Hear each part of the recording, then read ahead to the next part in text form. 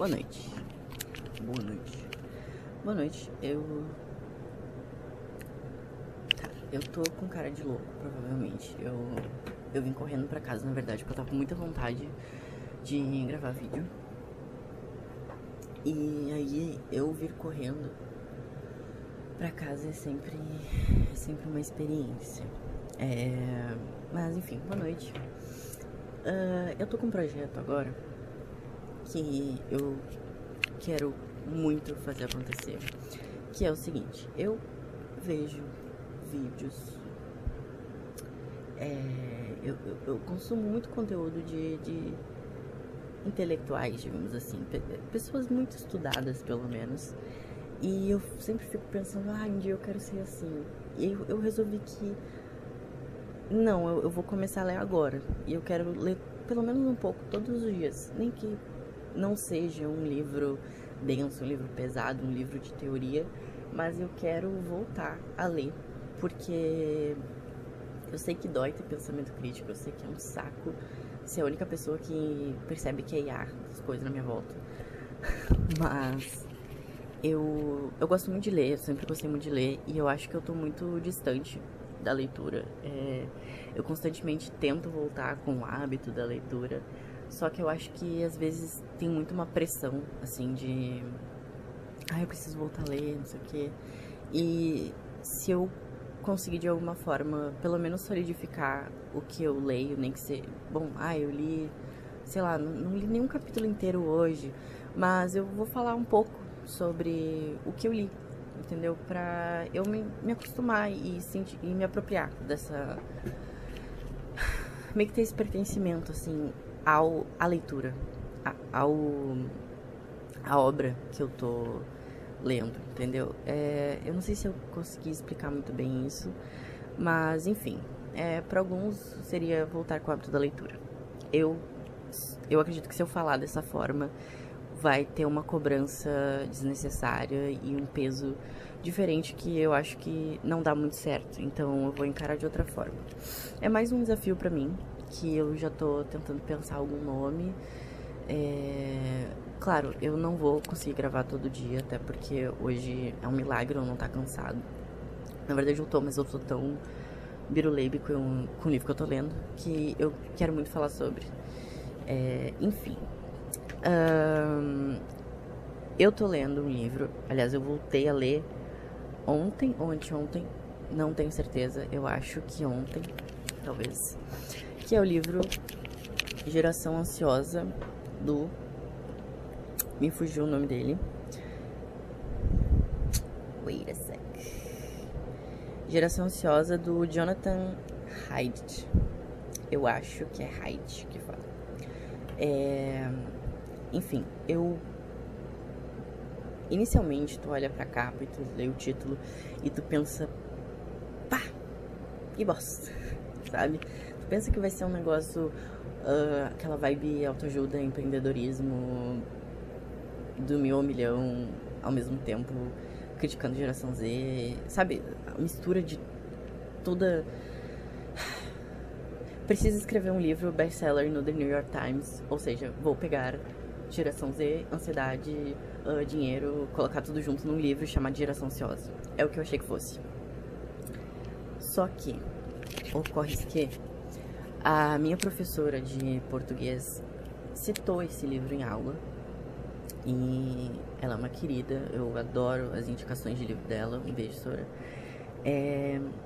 E aí eu comentei isso, eu tinha a impressão de que esse livro era total bullshit, sabe? E ela falou, pois então, é a ideia que passa, tu olha a capa e parece que vai ser, só que o livro tem conteúdo.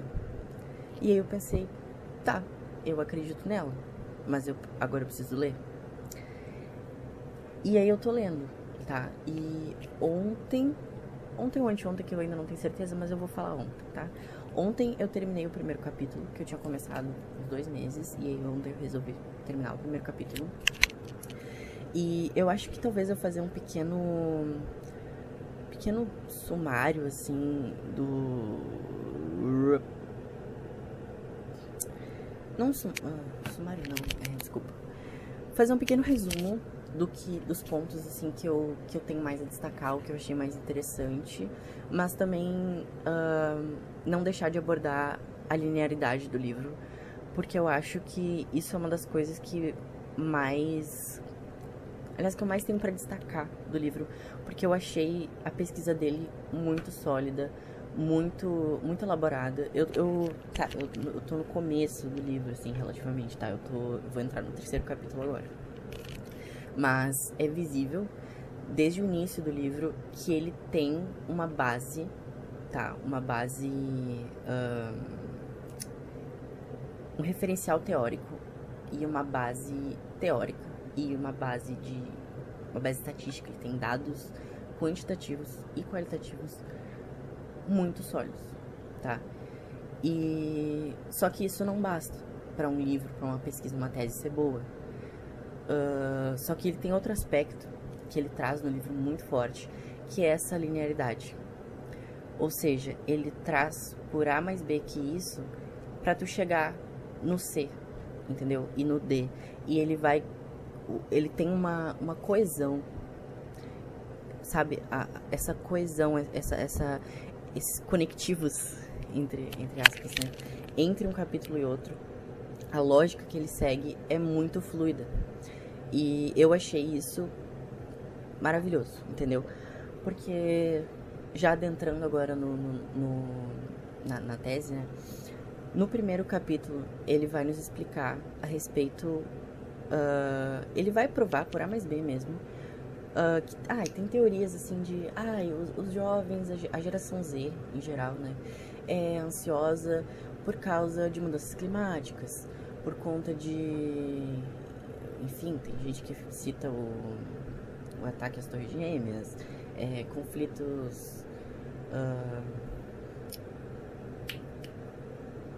conflitos, qual é a palavra? Internacionais, geopolítica, mudanças climáticas, guerras, crise econômica. E ele mostra uma série de gráficos com um tempo determinado que é muito nítido essa variação altíssima, tá? Aliás, não apenas a variação, como uma taxa crescente entre os anos que ele cita 2010 a 2015 em comportamentos autolesivos, em tentativas ou, enfim, a concretização de suicídio, em uma faixa etária específica, predominantemente em meninas. Então, ele traz muitos dados. O primeiro capítulo, ele é um capítulo denso. Ele é um capítulo que se tu não der aquela insistida ali de... tem muita porcentagem, muita coisa. Ele traz muitos dados. E muitos gráficos, muitas coisas. E aí, se tu acha que o livro inteiro vai ser assim... Claro, eu tô no começo. Mas depois ele deixa de ser assim. Porque a partir do momento em que ele prova que esse aumento, essa taxa crescente, e aliás, uma taxa, aliás, notável, tá? Cresce notavelmente suicídio, né, autolesão, enfim, blá, blá, é devido às tecnologias emergentes e mais às redes sociais, os smartphones, tá? Ele prova isso, basicamente. Ele tem uma tese de provar isso no primeiro capítulo, e ele dedica o primeiro capítulo a provar isso. Só que na introdução ele traz uma ideia muito interessante de, tu colocaria o teu filho pra, sei lá, pra viajar até Marte, tu não vai estar junto, entendeu? Tu não vai... Ele vai crescer lá. Tu não sabe o que tem lá, tu não vai controlar o que tem lá, mas ele vai crescer lá e se desenvolver. Tu faria isso? Particularmente, eu não faria. E é o senso comum que a gente não deixaria uma criança desregrada, totalmente sem supervisão, num lugar que muito provavelmente é hostil e é inóspito. Só que isso é feito. Isso já está acontecendo e há anos, tanto que eu fui uma dessas crianças. E eu acho que por isso que bate tanto o livro, eu consigo identificar aspectos meus nesse desenvolvimento que ele traz, essas crianças hoje já estão crescendo em ambientes digitais não regulamentados e, enfim, diversas coisas, e ele vai trazendo isso conectado de uma forma muito fluida. Depois que tu passa esse primeiro capítulo, tu pensa, ok, barra. Só que o segundo capítulo, que já entra na leitura de hoje, que é o que eu queria trazer, o primeiro capítulo meio que eu terminei ontem, então, enfim, o segundo capítulo foi a minha leitura de hoje, que eu particularmente não achei muito... Não se destacou em quantidade de páginas lidas, mas no quesito conteúdo, no quesito eu ler aquilo, identificar, interagir com o que eu tô lendo, eu achei que hoje foi um dia extremamente produtivo na leitura. Eu fiquei muito empolgado com essa leitura, tá? E, inclusive, eu marquei muito, eu não sei se dá pra ver, mas eu marquei muitas coisas ao longo da minha leitura, e eu vou trazer algumas delas agora, que eu achei mais relevantes, que eu achei que se destacaram mais, tá? E o nome do segundo capítulo é O que as crianças precisam fazer na infância, tá? Ele traz aqui, inicialmente...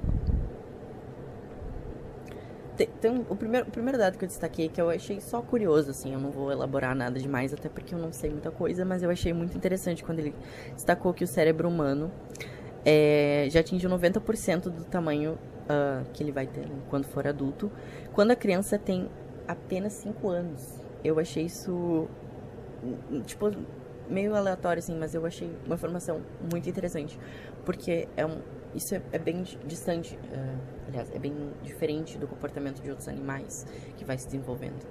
O ser humano já tem 90% do cérebro adulto, já, quando ele é uma criancinha. Talvez por isso que a criança seja cabeçuda. É uma hipótese minha, talvez eu esteja falando merda. Enfim.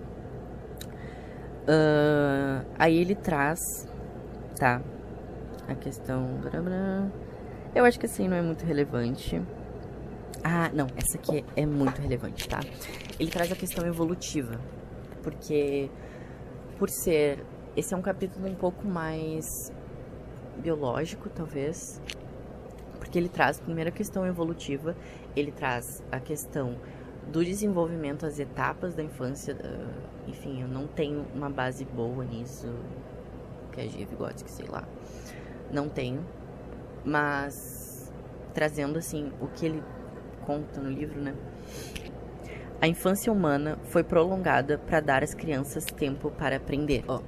Ele traz aqui a questão evolutiva, tá? A cultura, que inclui produção de ferramentas, alterou o percurso evolutivo. Por exemplo, quando a gente conseguiu dominar a arte do fogo, né? Que a gente começou a consumir alimentos cozidos, diminuiu o tamanho da mandíbula, do intestino, porque a digestão ia ser mais fácil, entre aspas. A digestão da comida cozida é mais fácil pro corpo, então o corpo foi se acostumando com isso, tá? Nossa característica que mudou o planeta foi a capacidade de aprender uns com os outros e de acessar a sabedoria comum preservada por nossos ancestrais e a nossa comunidade. Os chimpanzés quase não fazem isso. Essa capacidade nossa de aprender, de mimicar os outros, essa nossa questão social, a questão de interação, tá? De compartilhar a informação interpessoal. E também o conhecimento intrapessoal, óbvio. A infância humana foi prolongada para dar às crianças tempo de aprender.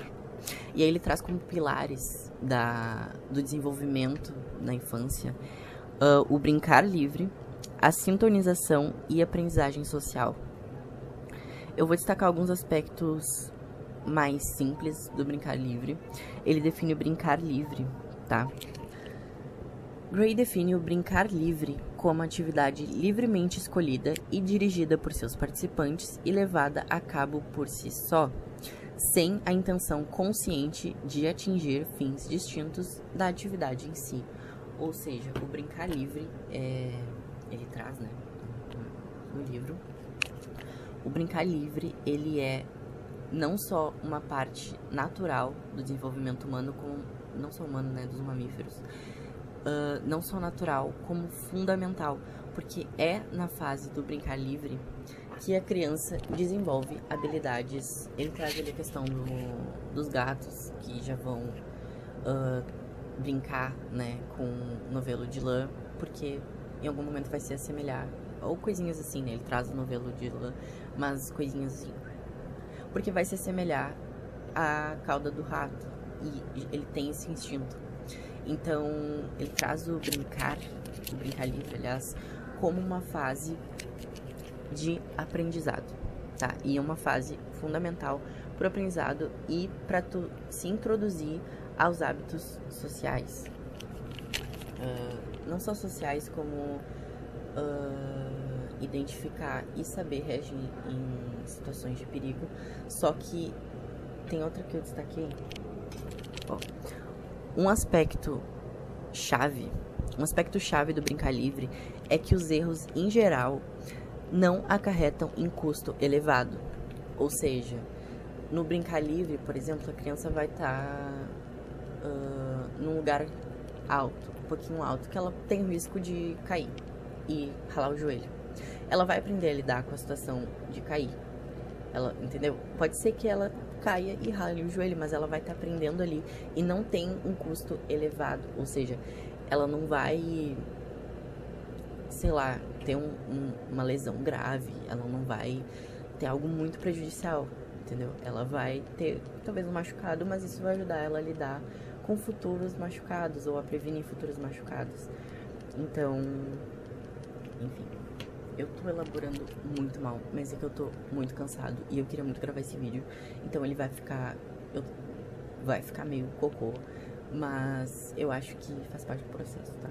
Talvez eu vá editar e não vá gostar, mas aí já...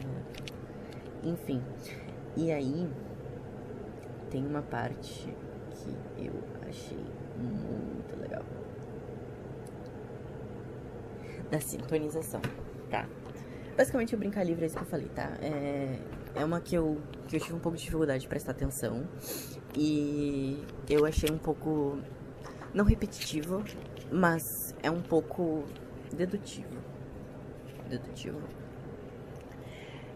Tu entende a linearidade muito fácil e quando eu tenho informações dessa forma, eu acabo não conseguindo retê-las muito fácil, sabe? Tipo, se algo que eu conseguiria ir deduzindo, ou quando as pessoas me apresentam, eu penso, ah tá, faz sentido. Eu não gravo a informação fácil. Se é algo que eu fico, pô, é por isso, aí eu gravo mais fácil. Que é o caso da sintonização, que é o segundo pilar do desenvolvimento da infância. Que eu já destaquei bem mais coisas, tá? Aí ele traz no comecinho, assim, quando o bebê é pequenininho, que ele começa a fazer careta, alguma ação corporal que vai gerar naturalmente, né, instintivamente, que um adulto vai olhar pra ele e vai rir, vai interagir de alguma forma, vai achar fofo. O bebê vai entender isso, ele vai entender esse estímulo, vai entender essa reação do outro e ele vai seguir fazendo essas caretas. Então, essa interação direta, tá? Vai ser o início dessa sintonização do desenvolvimento do bebê com a percepção do outro e, mais que isso, a capacidade, tá? Ele vai desenvolver a capacidade de identificar o que o outro tá falando, né? Como ele tá interagindo e conseguir interagir adequadamente àquela situação. E aí ele já traz também dados de não só o uso de smartphones para os bebês, porque isso ele não trouxe ainda, mas no caso, os pais usando. E aí ele traz um dado que eu gravei mais ou menos, mas eu vou ler para não mentir, tá? 17% dos pais americanos relatam se distrair com frequência usando o celular enquanto tá brincando com a criança, enquanto 52, na minha cabeça era 46, 52 disseram se distrair às vezes. E ele traz como isso também é prejudicial, porque o pai, ou a mãe, né, o cuidador, não tá presente naquele momento. Então, o bebê não consegue, talvez, identificar, fica alguma lacuna de identificação do timing. Como é que traduz timing? o momento certo de ocorrer essa troca. E aí tem tem uma coisa derivada disso que eu achei muito interessante, esse trecho que ele trouxe, e eu destaquei todo ele, então eu vou ter que ler. A prática da sintonização é tão importante para o desenvolvimento social quanto o movimento e o exercício são para o desenvolvimento físico, ou seja, é um pilar do desenvolvimento social, essa sintonização, essa conexão do bebê desde a tenridade, enfim, adiante. De acordo com o National Institute for Play, a sintonização constitui a base para a autorregulação emocional posterior. Crianças privadas dessa experiência social prazerosa, que envolve confiança mútua, muitas vezes enfrentam dificuldades emocionais e apresentam um comportamento errático posteriormente. Elas podem ter dificuldade em formar vínculos saudáveis na adolescência e na vida adulta podem ser menos capazes de lidar com desafios inesperados, regular emoções, de tomar decisões sensatas quando há risco envolvido, ou de aprender a negociar de modo eficaz conforme suas interações sociais se tornam cada vez mais... Ele parou de gravar. E eu pedi pra gravar de novo. E aí se ficou alguma lacuna eu não vou gravar de novo porque eu tô cansado. Tá? Mas, basicamente, esse trecho. A sintonização é uma parte crucial pro desenvolvimento social do bebê e da criança, da criatura, do ser humano. Inclusive, podendo acarretar em desregulação emocional, em os caralho a quatro, se não bem realizada, ou se não realizada at all. Se não realizada. E eu achei isso muito chocante, entendeu? Porque hoje em dia, eu não sei como era antes. Hoje eu presto mais atenção, entendeu? Então, não sei se hoje em dia é um termo... Enfim, eu vejo que os pais não têm esse tato, às vezes, com as crianças. Claro, isso é de uma fase bem bebê, né? Mas ainda assim, a gente vê que não tem hoje essa... Hoje muitos pais estão no celular ou dão um celular para a criança. E não só a questão do celular, mas enfim, não tem essa preocupação de estar presente no desenvolvimento da criança. E tu não estar presente no desenvolvimento da criança é uma coisa que causa sequelas, causa prejuízos neurológicos, neuropsicológicos, enfim, permanentes, entendeu? Crônicos para a vida dessa criança, porque é numa etapa crucial do desenvolvimento. E aí, isso me deixa chocado. Claro, é dedutível, é deduzível, é possível deduzir isso, mas ler os dados todos, enfim, esse livro está sendo assim uma experiência. Que mais que eu tenho? Eu tô ficando muito cansado e eu acho que se eu não tivesse tão cansado, eu teria conseguido elaborar muito melhor os meus pontos. Mas o que importa realmente é fazer esse exercício pra mim. Então, talvez eu vá até parar por aqui. E amanhã eu continue, não sei. Bom, em suma, tá? Esse capítulo, ele fala sobre os pilares do desenvolvimento e como eles foram substituídos pela virtualidade. Na virtualidade, as relações são assíncronas, não são cara a cara, não são... elas não têm um cunho real, elas têm esse cunho virtual que despersonaliza as pessoas, principalmente os jovens. E uma criança adentrar esse mundo virtual nessa idade ali que ele coloca ali dos 9 aos 14, 15, molda fundamentalmente o cérebro. O desenvolvimento dessa criança é fundamentalmente fudido. Vamos dizer assim, fudido. E eu fiquei assim, meio descaralhado com essa informação, porque, de novo, é perceptível, mas eu entrei na internet muito cedo. Poderia ter sido mais cedo, conheci gente que foi mais cedo, mas uma vez que eu entrei, foi essa coisa também desregulada, foi essa coisa não supervisionada. E eu vejo hoje que tem consequências crônicas, assim, pra mim, o jeito que eu funciono, às vezes o jeito que eu tenho uma dificuldade, claro, além de eu ser neurodivergente, eu tenho uma dificuldade acentuada de relações sociais, de contextos sociais, de lidar com o social, com a interpessoalidade, perdão, que foram muito acentuados pelo uso dessas tecnologias desde cedo.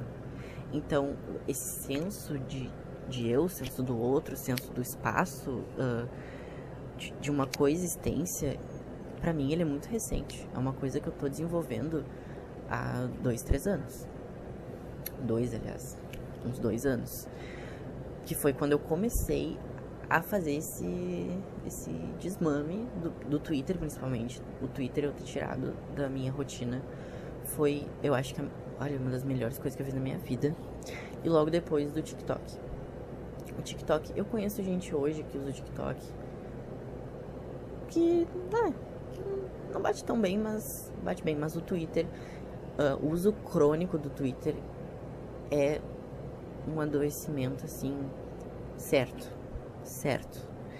E, inclusive, o meu deixar de usar o Twitter, eu melhorei, assim, ó, horrores. O que eu melhorei, assim, psicologicamente, o meu físico, a minha saúde, em vários aspectos, foi extremamente notável. Coisa das pessoas comentarem que eu tava melhor. Claro, tinham vários aspectos rolando na minha vida ao mesmo tempo.